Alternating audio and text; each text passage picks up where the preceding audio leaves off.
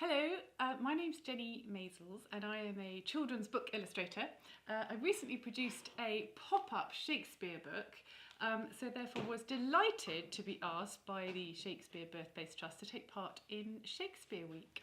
And I thought what would be really lovely is if we do one of my sketchbook club modules, and that is creating these rather fabulous Elizabethan portraits using doilies as roughs, and some printable faces if you're nervous at painting faces, and step-by-step instructions. Now all of these resources can be found at the Arts and Crafts page on the resources website, where you'll find step-by-step instructions and some faces. Now this feels like a bit of a cheat, but actually I think if you're given a bit of a helping hand, it can be quite empowering, especially for children. If they end up with something like this that is beyond their ability, if you like, it just gives them more confidence and they feel more proud really in what they've done and what they've achieved. These are available to print out, and I recommend something a little bit thicker than normal paper so that it can take the paint. Also, to download are these amazing images, one of Elizabethan women and one of Elizabethan men with these fabulous outfits, and I would encourage having a really good look at the reference, really looking at the detail of all these costumes and the jewellery, and just go crazy and add sequins and embellishments. Now I've used some gold and silver pens and also these wonderful white gel pens, but equally you can use white paint or white pencil works just as well. So what you'll need is, it's fine to do it on black paper. It works just as well. I've started here by painting two blobs, which is what you'll do first of all. Any sort of paint apart from acrylic, because that's a little bit too shiny, and if you wanted to use pencil, it won't take the pencil. And you'll also need some tiny doilies, which are fantastic roughs. They just look like roughs anyway, I think. You can get packs of these very cheaply, and there are probably about 100 in a pack. So if it is for school, it's a great thing just to buy loads of and everyone could have a go.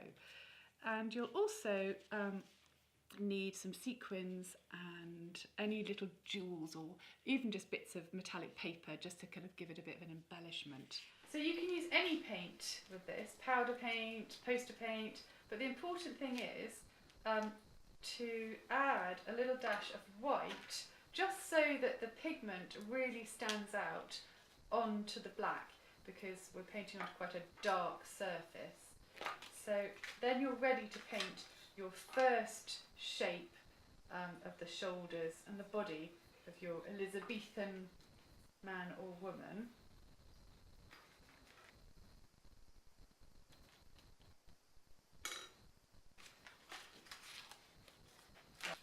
So if you're using the resources, all the faces, the first thing to do is to cut out each of the faces that you're using, so the man and the woman. You don't have to cut right around the edges, because when you're painting it you might alter the shape slightly, but you're just going to cut them out so that there's a bit of a white around it, and then it's all ready to paint over and make your own faces. So once you've stuck on both the faces, you can then embellish it. I'm using a white gel pen, which is lovely to use on top of the paint, and it's a really nice way of adding really tiny detail, which would be really hard to use with a paintbrush, to do with a paintbrush. So adding lots of little details, looking at the reference as well, and picking out anything that you can see that you like the look of in terms of the patterns and the details and all the costumes, and just working away until you're happy with the completed look.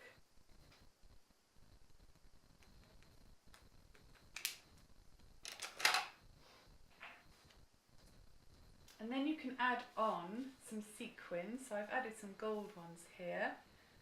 So I'm going to, using PVA glue, just a little dot and then sticking on the sequins. It's like putting the cherry on the cake, it's really satisfying. It just makes it look really glamorous and decadent with these brilliant sequins.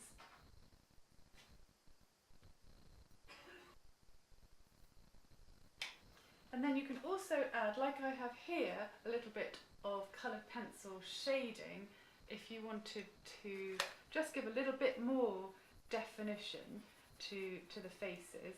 And it's quite useful if you're slightly less confident in paint. So I've added quite a lot of detail for the hair here.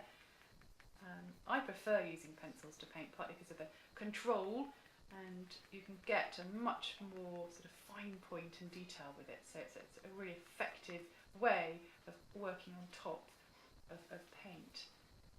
So you can just add little bits of detail with the pencil, giving it some definition and also some colour if you wanted to, make her a little more colour in her cheeks. So if you're not using white gel pens, just to show you how easy it is to do with white paint as well, it works just as well.